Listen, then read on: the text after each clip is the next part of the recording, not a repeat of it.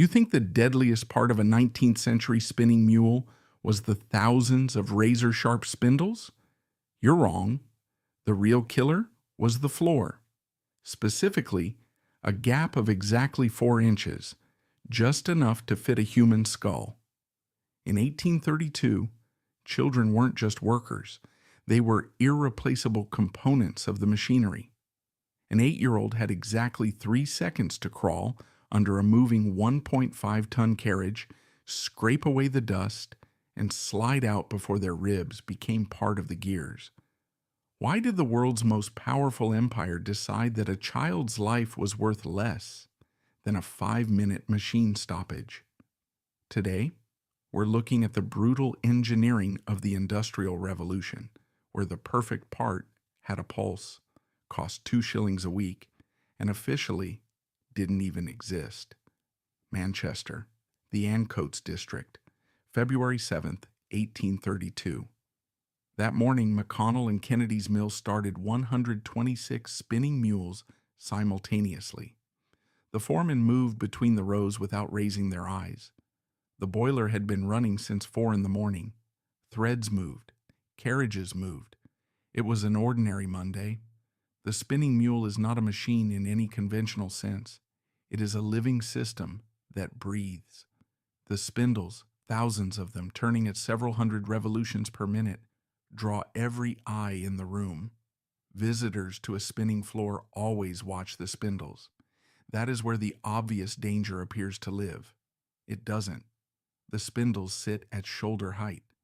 The real problem is 18 inches below them at floor level. A carriage weighing close to 1.5 tons travels forward and back along iron rails, cycle after cycle without pause, from first light until the shift bell at dusk. The travel distance is more than a meter in each direction. At the far end of each stroke, the floor beneath the carriage opens, a narrow, dark passage exactly 4 inches high between the lower frame and the boards underfoot.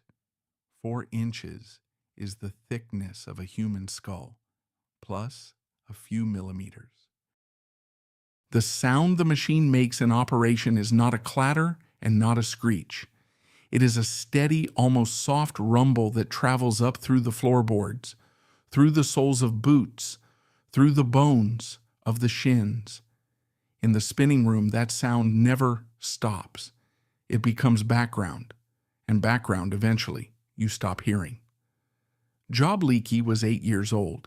He had worked as a scavenger at the mill for 11 months. His task, while the carriage drew back, crawl beneath the machine, pull the lint and thread waste off the rails, and clear the passage before the carriage came forward again. He had approximately 3 seconds per cycle. The motion had been drilled to reflex. Left shoulder down, head turned sideways, arms flat and extended, knees never raised from the floor. The overlooker gave him the same instructions every morning, not from care, because stopping a machine for manual cleaning cost 5 minutes of downtime, and 5 minutes multiplied across 126 machines produced a figure the counting house did not forgive. McConnell and Kennedy's production records for 1832 document 4 minor injuries among children under 10 years of age. Not one is classified as resulting from contact with the carriage. All 4 carry the same entry, worker negligence, in the same archive, in a folder of internal correspondence not intended for external review. There is a letter from junior mechanic Thomas Wirt, dated September to 1831. Wirt wrote to the director that the clearance beneath the carriage on the new pattern machines had decreased by 1/4 inch compared to the older model, the consequence of a modified rail profile. He proposed raising the frame. There is no reply preserved in the archive. There is only a penciled note in the margin, in a different hand, not relevant. Wirt never raised the matter again. In March 1832, he received a promotion to senior mechanic. 3 weeks later, Job Leakey did not get out from under the machine in time. The mill owners did not hide the logic. They published it. Industry reports from the 1820s listed scavengers as an indispensable operational element of the spinning floor. Stopping a mule every 20 minutes for manual lint clearance reduced productivity by 18%.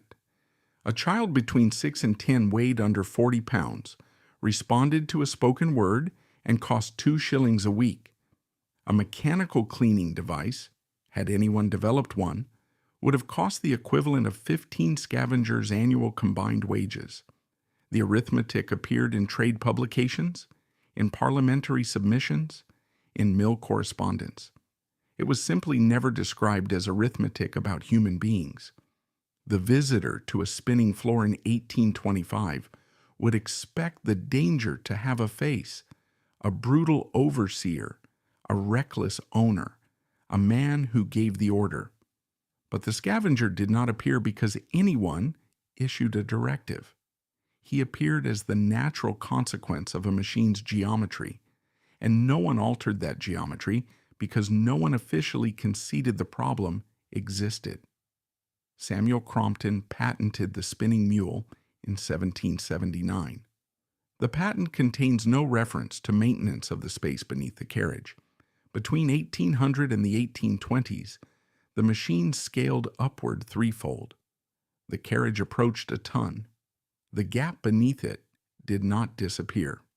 It became lower and darker, and the industry adapted by sending in children rather than redesigning the frame.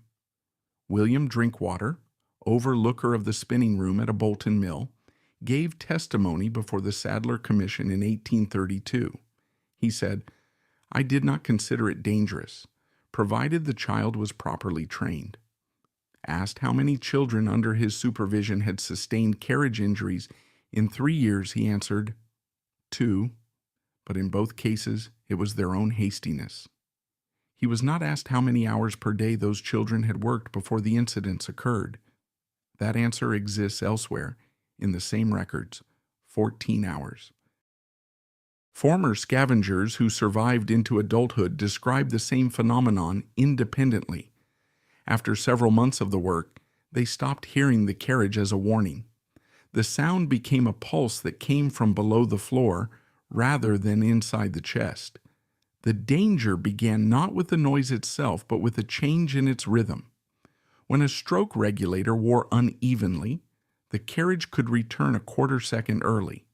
At 60 centimeters per second, a quarter second was 15 centimeters, exactly the distance between legs clearing the frame and legs not clearing it.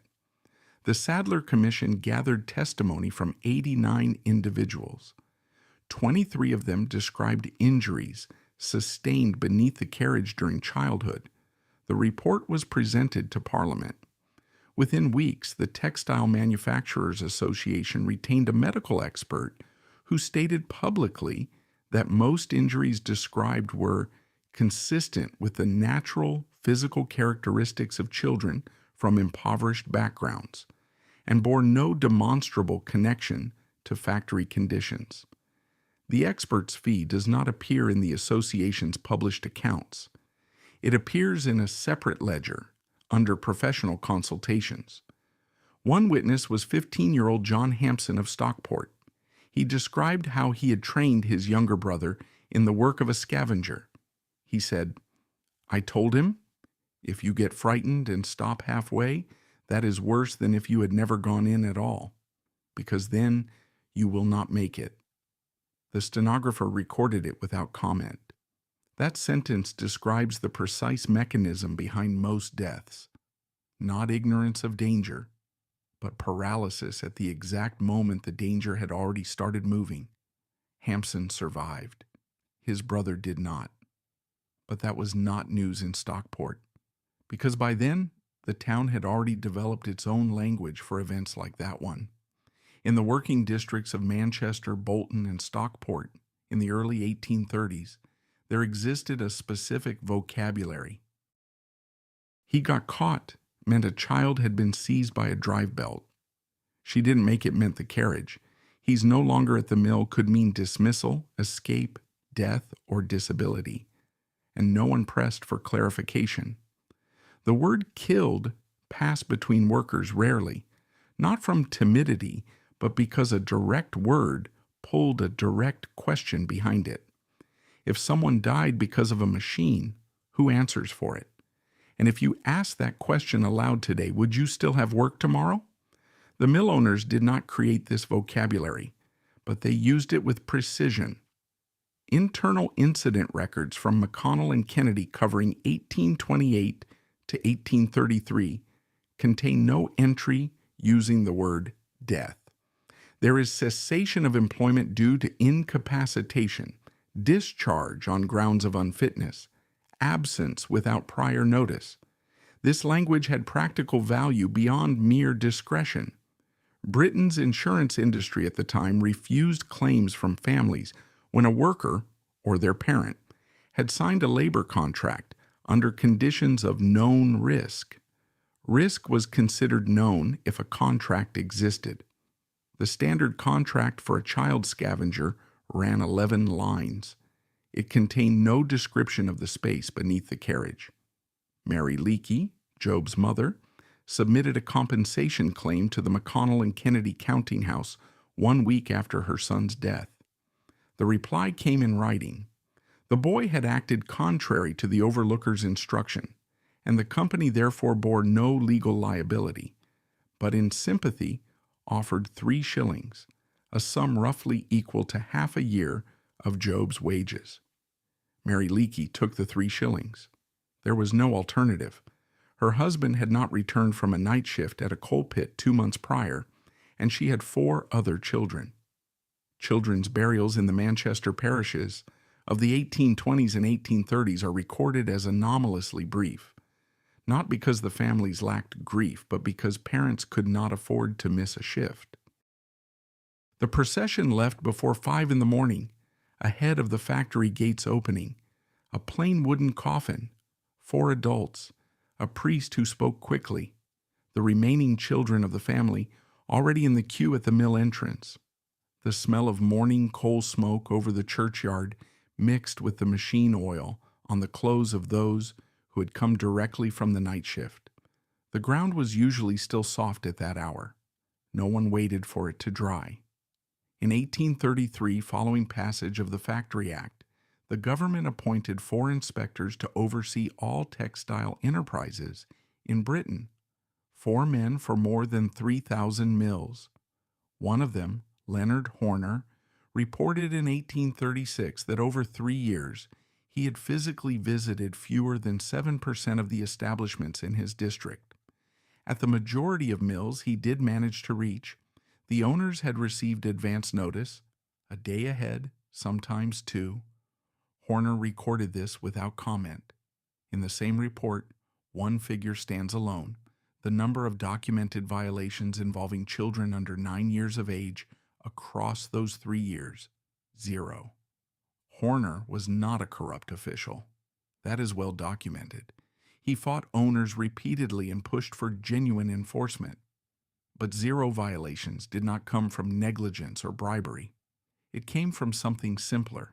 The Factory Act prohibited employment of children under 9 in textile mills, so owners stopped entering children under 9 into the registers. The children remained on the floor. They continued the work. But officially, they no longer existed, which meant they could not be injured, could not die, and required no entry under any heading that an inspector might read at a counting house desk while the spinning room ran at full capacity 20 yards away. The records were clean. The floor was not. And the machines continued running, with children beneath them who on paper had never been there at all. London, Whitehall, April 1836. Leonard Horner, Senior Inspector of Factories, submitted his annual report to the Home Office, 214 pages, organized by district, cross-referenced by mill category. Documented deaths of children beneath spinning mule carriages, 0. Parliament received the report without remark. The expected response to that figure is outrage at the cover-up, at the bribery, at the man who falsified the numbers. But Horner was one of the most scrupulous civil servants of his generation. He took no payments. He filed every irregularity he witnessed. He argued with owners in person and in writing. He was not the problem. The problem was that the system had been constructed to produce the appearance of oversight while making oversight structurally impossible. The zero in his report was not a lie. It was the architecture of a system that generated clean numbers from a dirty floor, and the two things never needed to meet. The Factory Act of 1833 assigned 4 inspectors to more than 3,000 textile enterprises across Britain. Each inspector's district covered a population larger than several European states. The act required owners to maintain age registers for all workers, but did not require those registers to be verified during active production. Inspections were conducted in the counting house in the presence of the owner or his representative, with the records laid flat on a desk. The spinning room continued running throughout. Children under 9 were absent from the registers. They were not absent from the floor, but the inspection never reached the floor, and so officially, neither did they. James Nuttall, junior engineer at Sharp and Roberts in Manchester, compiled an internal technical memorandum in 1838 on the wear rate of carriage stroke regulators in machines of the 1824 pattern. He documented that when regulator wear exceeded 15%, the carriage stroke accelerated unevenly, reducing the safe window beneath the machine from 3 seconds to under 2. He recommended scheduled maintenance every 18 months. The production director's written resolution survives, noted, current maintenance interval, 36 months, revision inadvisable. Nuttall did not challenge the decision. That same month, he was promoted to senior engineer. Inspected mills had a particular smell on the days Horner visited, not coal and machine oil, whitewash. Owners had the walls freshly limed before his arrival. The lime cut through the cotton dust that had settled into the boards and plaster over years of production. After one visit, Horner wrote in his inspection notes, "Factory maintained in exemplary order." 3 weeks later, in that same room, a carriage came to rest on a child's rib cage during a cycle in which the stroke regulator had slipped beyond the threshold Nuttall had described. In 1836, a parliamentary committee examined a proposal to expand the inspectorate to 20. The Textile Manufacturers Association filed a counter-petition, arguing that an enlarged inspection apparatus would generate bureaucratic pressure incompatible with the competitive position of British industry. The committee rejected the proposal. The inspectorate remained at 4 for the next 11 years. Preserved in the same association archive are the internal calculations that accompanied the petition. They were not prepared for Parliament. They show the average penalty for a Factory Act violation, 20 shillings. The average weekly profit from a single mill maintaining undocumented child labor, 8 to 12 pounds sterling. The risk-to-profit ratio in the document is marked with a single word, acceptable. Horner received a copy of those calculations through an anonymous source in 1837. He forwarded them to the Home Office with a covering letter proposing a restructured penalty system. The ministry replied 4 months later. The reply is preserved in the archive. It reads, "The letter has been noted." The same word that appeared in pencil on Wirt's margin, the same word on the director's resolution above Nuttall's recommendation. Noted is the system's language, not rejected, not approved. The document exists. The person who wrote it discharged their obligation. The filing cabinet closes, and beneath the carriage, in the 4 inches between the lower frame and the floor, silence between 2 beats of the pulse. Bolton, October 14th, 1842. By 8 in the morning, Roughly 200 spinners had failed to appear at 4 mills simultaneously. There were no manifestos, no speakers at the gates. They simply had not come. The overlookers waited until 8. At 9, they sent men to the workers' homes. Nobody was there. The expected cause is wages, or hours, but the immediate trigger was neither. The previous Sunday, a 9-year-old boy named Henry Cole had died during his shift at John Smith's mill. The attending physician recorded the cause as constitutional weakness from birth. The owner refused the family permission to collect the body before the shift ended. Henry Cole lay in the mill storeroom for 6 hours. By midday Sunday, every household in the quarter knew this. The Ancoats district on the morning of October 14th acted without coordination, and precisely because of that, acted in unison. The story of Henry Cole's body had moved through the streets Sunday evening, not through meetings, but through women returning from the market carrying it between sentences, through children passing details between themselves that the adults would not say aloud. By Monday morning, every spinner in Ancoats had arrived at the same decision independently behind their own front door. A police report filed 3 days later described it as silent panic. No one had shouted, no one had organized, but half the district did not walk through the factory gates. Edward Preece, overlooker of the spinning room at Smith's Mill, kept a private diary, a document intended for no other eyes, discovered in a family archive by his grandchildren in 1910. He recorded that he did not sleep the night between Sunday and Monday, not from fear of what morning would bring, because at 2 o'clock Sunday afternoon he had personally carried Henry Cole's body to the storeroom, acting on the owner's instruction. He wrote, "I could not have done otherwise and cannot explain to myself why. It is the only sentence in the diary where Preece used the words cannot twice. A spinning room without people is a distinct and separate sound. The machines were not cut at once. First the drive belts were lifted from the drums, and the frames ran on for several minutes under their own inertia, gradually slowing. The rumble dropped to a creak, the creak to a series of dry clicks, the clicks to silence.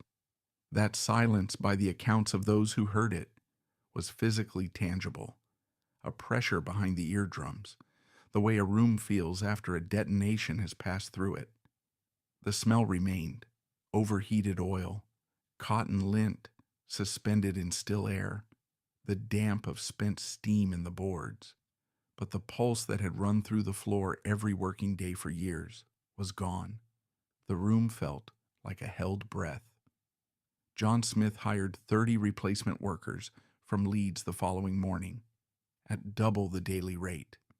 They arrived by train at 6 o'clock. The local workers let them pass in silence. One of them, Thomas Ashworth, a former weaver from Leeds, wrote to his brother that on the first day the overlooker demonstrated how to crawl beneath the carriage. Ashworth asked what the mill paid children for that work. The overlooker told him there were no more children. Adults did it now. 2 pence extra per shift. The strike lasted 9 days. On the 10th, most of the workers returned. The conditions were unchanged. But in Smith's counting house ledgers for October 1842, there is an entry that has no equivalent before or after it: expenditure on technical maintenance of carriage mechanism, a sum equal to approximately 3 weeks of an overlooker's wages. No previous record of such maintenance exists, no subsequent record either. The entry falls precisely within those 9 days when the floor stood empty and the machines had stopped for the first time in years, long enough for someone to get underneath them with a lantern and proper tools, without the carriage moving, without a child in the way, without needing to hurry. Nobody knows exactly what was repaired in those 9 days. But when the workers came back, the carriage ran evenly. Preece wrote one line in his diary: "Today the machines sound different." He did not explain what he meant. Perhaps he could not. Manchester, 1856. In the spinning room of McConnell and Kennedy's mill, the same floor where Job Leakey had not come out from under the carriage in time 24 years earlier, engineers installed the first automatic stop mechanisms on the new pattern spinning mules. The technology had existed since the early 1840s. What delayed its adoption was not the absence of a solution. It was the absence of any legal requirement to implement one. The natural expectation is that the end of children's work beneath the carriage came through Parliament, or through the sustained pressure of reformers, or through the accumulated weight of the Sadler testimonies finally reaching the right desk. It came through none of those things.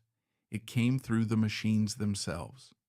By the mid-1850s, the spinning mule had grown to a scale its original patent could not have anticipated. The new carriage was heavier, its clearance lower, its stroke faster. A child of 8 could no longer fit beneath it at all. The gap had closed, not because anyone raised the frame, as Thomas Wirt had proposed a quarter-century before, but because the carriage had descended far enough to make the question moot. The problem was resolved by being made physically impossible. Progress did not protect the children. It simply outgrew them. The generation that had worked as scavengers and survived grew into the overlookers, foremen, and small contractors of the 1860s factory districts. They knew the machines from the inside, literally, in a way no engineer trained at a drawing board ever would. They understood the sound of a regulator wearing unevenly before any gauge showed it. They could read the vibration in the floor the way a sailor reads water. They rarely spoke of this to their children, not from reluctance, but because the language for it had never existed. The workers' vocabulary that replaced killed with didn't make it, did not transmit memory. It sealed it. What stayed inside stayed there without exit, the way cotton dust stayed in the lungs, invisible, accumulating, never fully gone. In 1910, Edward Preece's grandson donated the diary to the Bolton local archive. With it came a sealed envelope containing 3 shillings. No note, no explanation of where they had come from. Mary Leakey had died in 1849. Preece himself in 1871. Who placed the coins in the envelope and when, the archive does not record. But the envelope had been sealed carefully, the way you seal something you intend for someone else to open. By 1850, the spinning mills of Manchester and Bolton had produced more than 60% of the cotton thread consumed across the British Empire. That thread ran through colonial trade ledgers, army supply contracts, naval cordage, the domestic linen of the Victorian middle class. None of those goods carried a notation indicating the clearance between frame and floor at which they had been produced. 4 inches appeared in no column of any trade register. It was an internal measurement, internal to the machine, internal to the industry, internal to the districts that had built a working language specifically so it would not have to be said aloud. A spinning mule of the 1825 pattern stands today in the Museum of Science and Industry in Manchester. It does not run. The carriage is fixed at the midpoint of its stroke, neither forward nor back. The gap between the lower frame and the base is exactly 4 inches. The museum placard describes the machine as a remarkable achievement of the Industrial Revolution and gives Samuel Crompton's name. It gives no other name. The floor beneath the carriage has been sanded smooth and lacquered. It smells of timber and stillness. In 2003, during a restoration survey, museum technicians found something lodged beneath the lower frame of the carriage. In the area where no standard lighting reaches and no adult hand arrives at without effort, a small piece of coarse woolen cloth, folded double, not cotton lint, not packing material. The weave and weight were consistent with fabric, used to wrap around the knees, to keep skin off the iron rails during repeated contact. The restorers could not date it precisely. They logged it in the catalog as fragment of work clothing, probable 19th century, and returned it to where it had been. It is still there. They do not make machines like that anymore. And they do not make the people who knew how to disappear into 4 inches of space between a moving frame and a fixed floor. Those are gone too. But the cloth is still under the carriage, in the dark, where no one sees it and no one removes it. Because to retrieve it, you would have to lie flat on the museum floor and crawl underneath. And that would take approximately 3 seconds.